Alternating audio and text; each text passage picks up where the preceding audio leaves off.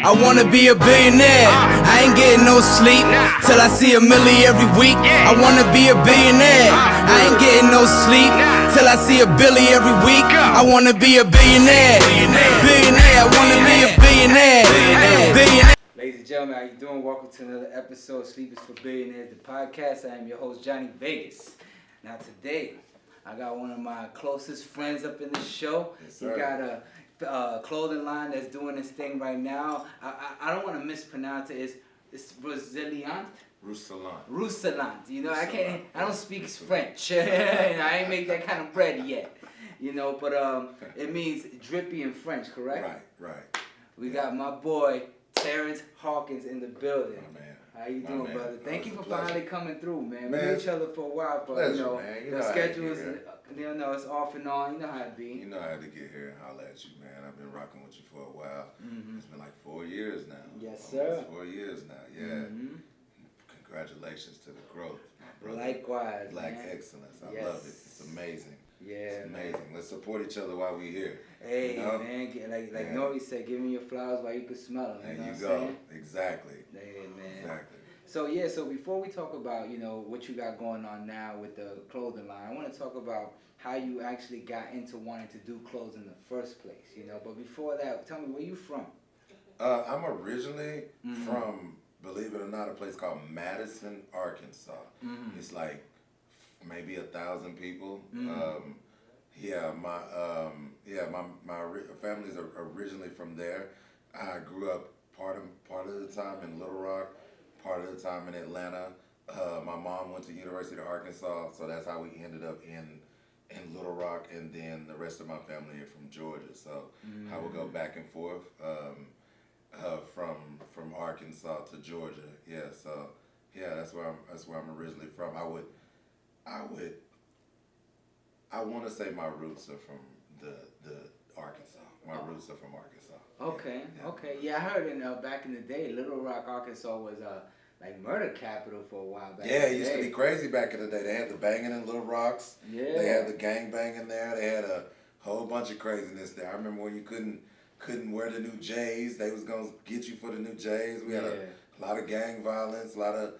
It was the hood, the hood. Everywhere got a hood, though. So yeah, I'm glad you made it out, though. Yeah, bro. man. Bigger and better things. Yeah, man. It's a blessing. Yeah, a true blessing. So what was your first dream before being a fashion designer? The first thing I ever wanted to do in my life was be a lawyer. I always had to give a gab. Yeah. I could always talk myself out of situations. I'm an only child. Or in a situation. Or in a situation. Right. Right. It was either I could talk myself out of the situation or in the situation. Depends on the situation. Perfect way to put that. And I wanted to be a lawyer. I wanted to be. I like to debate. Got it. I like to debate. Did you study law at any point, or it was just something? Nah. It was just as a kid. That's what I wanted to do.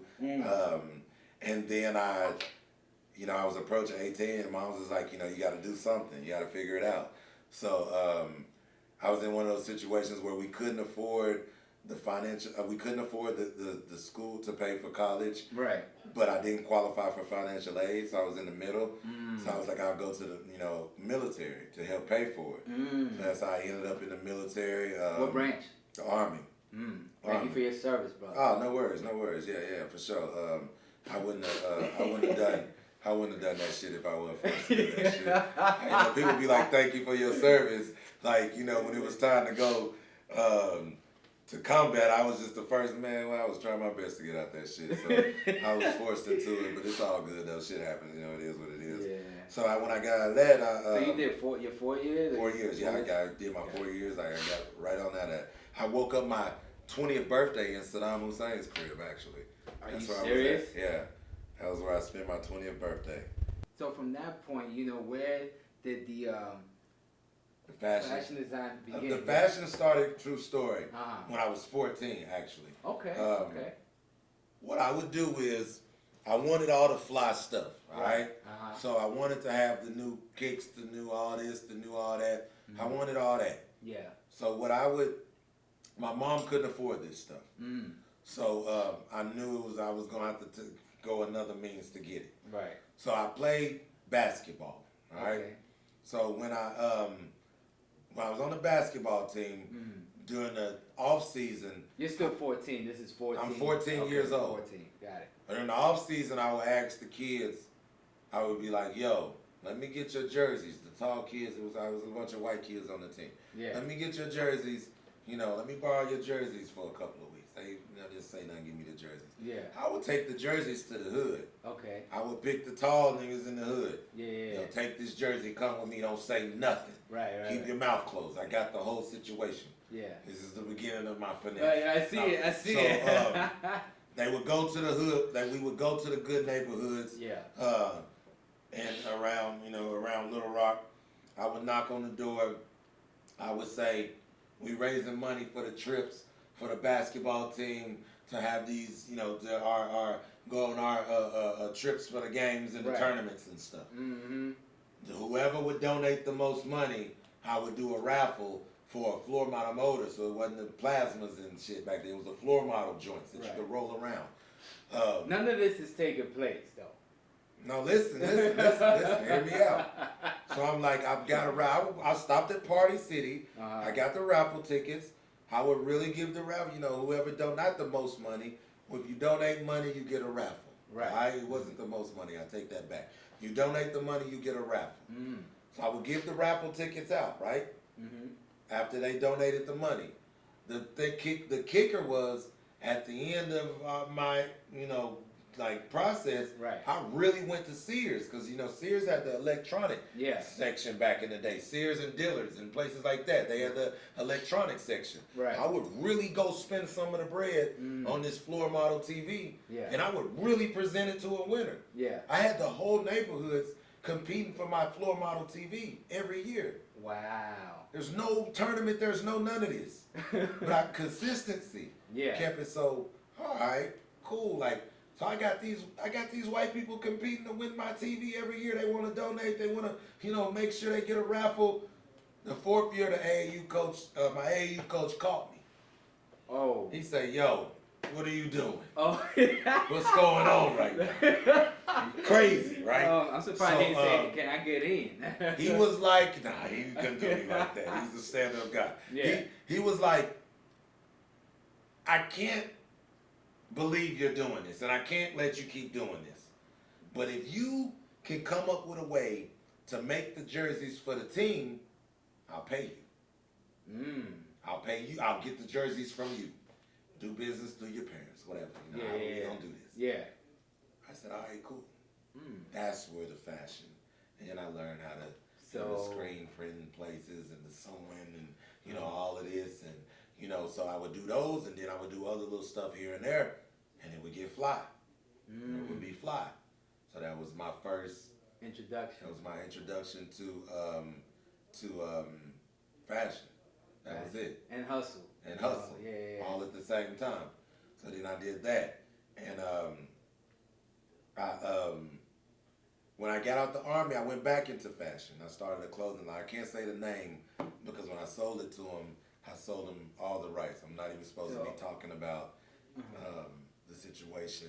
So hold on, before you continue, we won't disclose any names or anything like that. I just want to know that part. So when you started your first clothing line and you built it up to the point and made it sellable, I want to know that process because that's what my audience needs. They need that information, you understand? Because if someone's looking to be a fashion designer, but they don't know eventually they want to sell it, they just want something to look fly and or sell to their homeboys, they need to know that there's an opportunity like that available in the future. They just have to think that far ahead. Oh yeah, it's major. You don't need a lot of money. You don't need, the internet is amazing. Back when I started doing it, the internet wasn't popping like that. So, I had to put out a lot of bread. I had to go to this person and pay this person to wear it and get it popping this way. And I had relationships in stores and, through our community and sports and things of that nature, I met good people and they were willing to carry my brand. I've always been a really big sneaker freak. Right. Thing with me is I've been fresh my whole life. Right. So when it came to me presenting my product, my credit was already good. Yeah, your reputation. I was already the guy that was gonna have the fly Gucci or to fly Louis, Right. you know, before it was Louis, you know, Right. before people was on Louis, Right. before people was on the cashmere and the silks and the materials and things fitting a certain way and being tailored this way. I was on that. Yeah. So my name was already good for that. Right. I already had an eye for fashion. It's Mm-hmm. always been a passion. You know, one of my passion of mine has always been fashion. So my name was already good. Right. So when I would pop up with something that I created, I would throw it in the mix with the Louis and the Gucci and the Dada. It was Dada and Echo and Yeah, Fat that's Farm crazy. I and remember that. you know what I'm saying, it was all that back then. So I throw it in the mix with that and my Sean Johns and my Rockawares. Yeah. I would throw it in the mix with that. But my piece would stand out more than the other pieces. So they'd be like, where you get it from? I'm like, I made it. It's mine. Yeah. You know, so they're like, all right, cool. I want one too. I ain't even got the money to mass produce. Yeah. But I'm not saying I don't got the money. Right. I'm saying I only got like one or two pieces. Once I make a piece, in my mind that piece is non-existent anymore. Right. So if you want that piece, you gotta pay double because all of my shit is like one of ones or one of five. Right. I just didn't have the money to make a lot. But I'm you don't just want to trying- disclose I don't that. want to disclose that, but I'm making it seem exclusive. Right. So now my price point is it cost me an eighth of what I paid. So now of one product, I'm making the money that as if I sold 8 or 9 of them. Right. I just didn't have the bread. Right.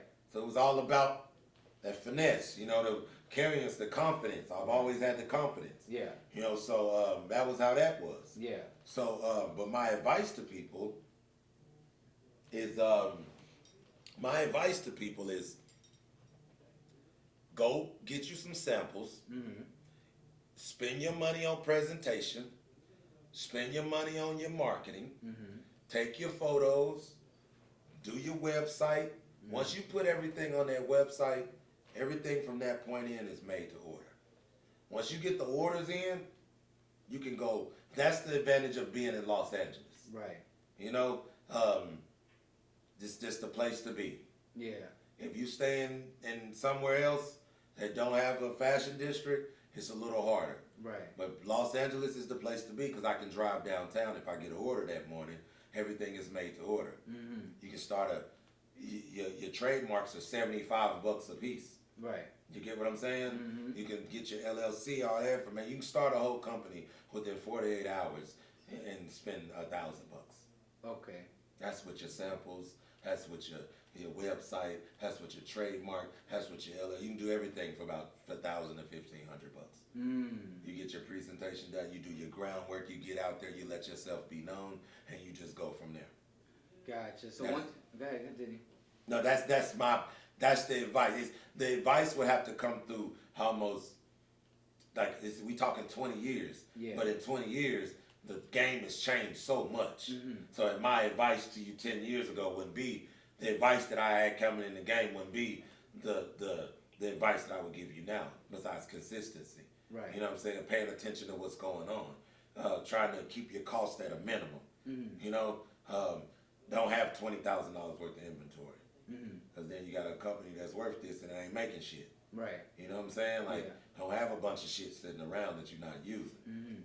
Everything is valuable. Your time, your money, your merchandise, your space, everything is important. So, yeah. Right. No. That's great information. I appreciate that, man. So it sounds like you built the mechanics to keep the wheel moving to make the product sellable. Now, at the point that you decide you want to sell it, how do you go about finding potential buyers? Like, do you put a business plan together to explain the mechanics of the business you created in fashion? You gotta know your lane. When you wanna sell, you gotta know your lane. 1111, it's an intuitive. It's a spiritual. It's about the conscious people. You know, it's for those that are in the line with the universe. Why would I go to hip hop events to promote this? Right. Okay. I need to fall into spirituality, Conscious people. yoga, good health, people that care about life, Right. their well-being. You need to find your lane. You need to find your market. You need to target your buyers like that. Catch your buyer's attention. Your buyer, you don't need to ask nobody to buy shit. People need to be asking you what's going on with you. What is this? You know what I'm saying?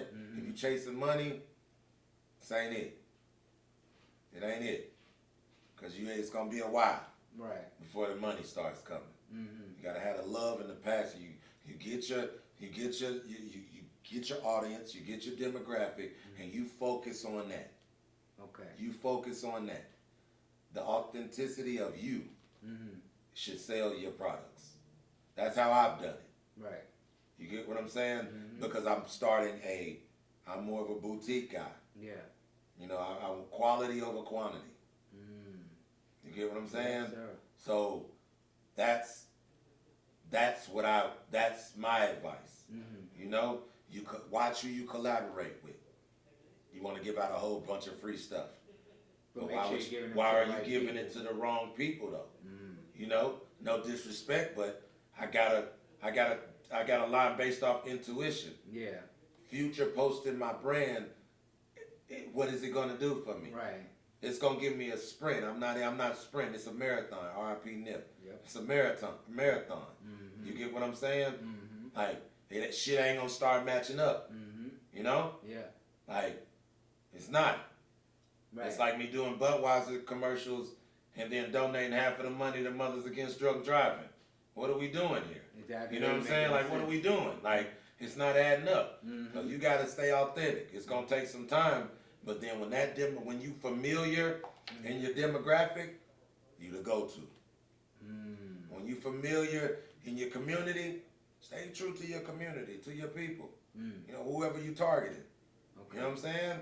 Like that's the best way to do that. Your clientele, your customers come from that. You know? Yeah. Yeah. So that's my best advice when it comes to that. That's great, bro. That's great advice. You know what I'm saying? Can I yeah, absolutely. We keep it raw. We ain't even gonna edit this. I know you tired, huh? I'm in this interview for the clothing line, though. Oh, 11. Yeah, I just want to make sure the people tune in to Temptation Island, cause my boy, Win, he killed it. So just make sure we tune in to Temptation Island. It's a commercial break. We gotta pay the bills. Yeah. Hey, and Steve Harvey coming up in 3 weeks. Steve Harvey coming up in 3 weeks. Make sure make sure you tune in. You ain't doing nothing else. Yep. Already, man. I'm gonna have to come grab another load of them 1111s, dog. I need a wipe. You already know. What you doing though? Man, nothing, man. Just running around right now, having some errands. If you want to go to the fight, I'm finna go in 30 minutes. Meet me at the Staples Center. I got an extra ticket. Let me hit you on that. Because I think I got one more thing, dog. I probably ain't gonna make it in 30 minutes. But I'll text you. All right. All right, boy. Yep. That's what's up, man. Oh man, so your boy's what he do? He's an actor. Oh, he's an actor. Actor. Yeah. He was on the Temptation Island joint. I would never do that. Temptation. That sounds familiar. The Temptation Island, where they go on the joint and. Was Eric big on that show? Don't start me to line. I'm so bad with names. Oh, okay, no, because he was on something. No, I think it was like Paradise or Bachelor in Paradise. Same concept. Okay. We talking the same concept. Got he it. killed it though. Did he get the girl? Nah, somebody hated him. It's always that. It's always somebody that. hated him. He was too fly for him. So getting back into it, and again, I appreciate all the advice you've given us today. What made you came up with this name for this new clothing line that you got? I was using the word drippy. You know, drip is a southern, like people in the South, we've been saying drip for a while. And I was saying, then people would call me drippy, and then it became cliche, like everybody was using it. Right. And so I was like, well, I gotta come up with something, but I gotta come up with something, but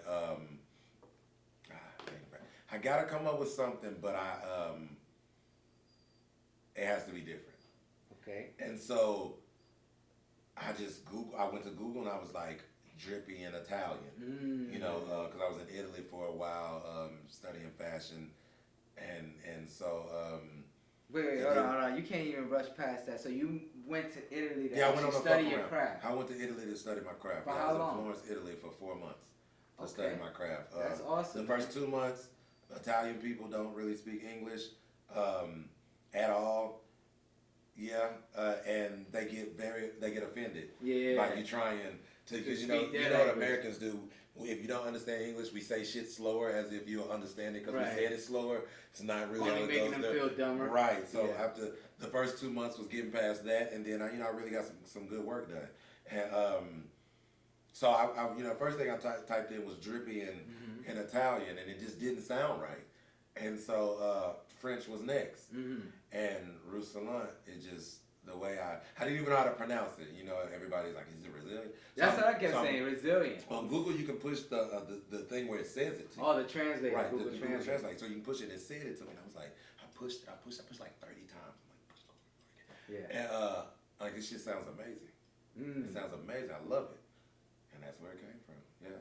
That's what's up, man. Yeah. So now, where did the logo come? Because the name is different from the logo. The logo came from my ex-girlfriend. It was where I got into the spiritual. I've always been a very spiritual person. I was always into it, but she just put a lot of perspective in my life.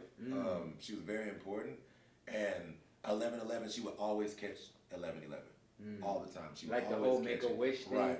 Right. She would always catch it. She would just see it so much. She would see it so much, and when she saw it, I started to actually see it too. I started to catch it, and when I would, but before I dated her, I never caught it. And so once I started, once we were in a relationship, and like I said, this is one of the most important people I've ever come across in my life. After me and her dated, and even after we split, I would see the numbers all the time, and then I would start to see other sequence of numbers like the 333 and the 444, and then I just started to study. Like I said, I've always been into this thing called spirit science for a while, and I would just always see these sequence of numbers, and at first I would just associate it with her, because I really cared about the person, But then I really started to get deeper into it and what it meant, and it just blew my mind and changed my life. Wow. Yeah. So it actually came from someone I used to date. That's cool, man. Yeah. So now, what made you? Now I know you like to be different, Cause what is this? So this is like an apron. Yeah, it's like an apron. Yeah, it's like apron, but overalls at the same time. Apron, overall type of thing. I try to switch it up. How do you come up with these different material? Because people typically go for the shirt or the hat, maybe a sock now, but you're taking it to a whole nother level with an apron. Like I haven't seen nobody do that except when it says "Kiss the Cook." You know what I'm saying? Right. Well, I just like to be different. I like to. I like always. Ever since I was in school, when DMX dropped, I was the one. I'm in the South with a dog chain on. At school, like, what the fuck is he doing? Like, what the fuck does he have this dog chain on? So I've always been like that. Always want to do something different, and now it's all about the way things fit you. It's all about the fit. It's all about materials. Most people are doing like the fanny packs and the bags, and I was like, you know what? Why not do a fly ass apron? It has the space for me to throw my logo. I can put several pockets on there, so I can put all my shit in my pockets, and it just looks fly. Yeah, just looks fly. Make it your own. Right. It started out more so. I know I can wear this apron. Right. I know I can wear this apron. I can make this look fly. I can do this. Yeah. It started more so is I can. How niggas are. Like black people, we have more confidence than any race on the planet. Right. We feel like we can do anything. I can rock that shit. I can make that shit look good. Yeah, exactly. So that's all kind of you need. basically what it was, Yeah. And then I put the apron on. I'm like, yo, this shit actually looks good. Run it. Let's do it. So that's kind of what it was. Yeah, that's kind of what it was. Yeah. Just kind of I go with my I get creative. I get in the zone. Light a L. Yeah. And just go get to it. Just get to it. Where do you see this company in 5 years? A lifestyle, a complete lifestyle. Yeah, a complete lifestyle. I mean, literature, clothing, health.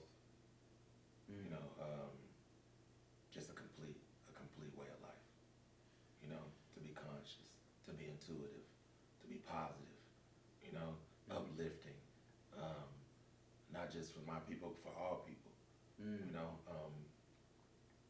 I want to put fashion to awareness. You know how, like, you see somebody with, it's certain things when you see people with that you notice these people have an understanding, right? Best example, wallabies. Okay. You see a player in some wallabies, you kind of put him in like, okay, you get it. Yeah. You know what I'm saying? Like it's certain things. Whereas like the LA culture, you see somebody in some Chucks. Or you see somebody in the what's the gangster night joints? Oh What yeah, they call them, the Cortez? probably the it's yeah, the one what's it? Not Debo used to wear, but I know what you're talking about. The Nikes, the gangster Yeah. night joints. Yeah. That's what we call them.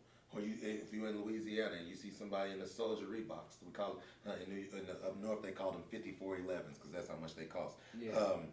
You see somebody in a Soldier Reeboks from you automatically, you know what's up in New Orleans. So you've been around the block a few times. So you associate. So when they see that 1111, the spirituality, the conscious, the intuitiveness, they are like it's just you there, you get it. It's like what's understood don't have to be said. Right. You know, and it just speaks so much. It speaks so much. Almost like when you see, it's kind of almost as if a Mason would see another Mason with a ring. Right. You know, like that, but on a much bigger scale. Oh, absolutely. You get what I'm saying? Yeah. So that's, you know you're in tune. That's right. So that's why the sales and the number of, and being here and being in that store, and I'm very cautious about how I do everything with the brand because it's literally a lifestyle. Right. You know, like I've been a terrible person and transitioned into a whole nother person. This is a huge part of the story, you know, and so it means a lot to me. It means a shitload to me. So to go back to answer your question, yeah, it's a lifestyle. I see it being a complete lifestyle in the next 5 years. Yeah, it seems like this is your baby right here, man. Yeah. You know what I'm saying? That's dope, man. So speaking of that, I know it means much to you. You're very passionate about it. Would you ever sell it? No. People have offered to buy it several times. And that's just in the last 3 months. I'm not selling. Not. And that's the first time I've ever said that about anything in my life. Yeah, I was thinking that because, everything. We just actually was talking before we started the camera. And I said there's nothing that I want to do for 10, 20 years because it's suck it economically dry and then move on. Right. But when I'm not, one of the main things I said, I'm not in this for economics. I'm not in this for the money. Right. You know, it's part of it. Of course, you got to keep the ball rolling. But since I'm not in it for the money, then those rules don't apply. So now I wouldn't just sell. Not this time. Last time I did that, and they're doing great.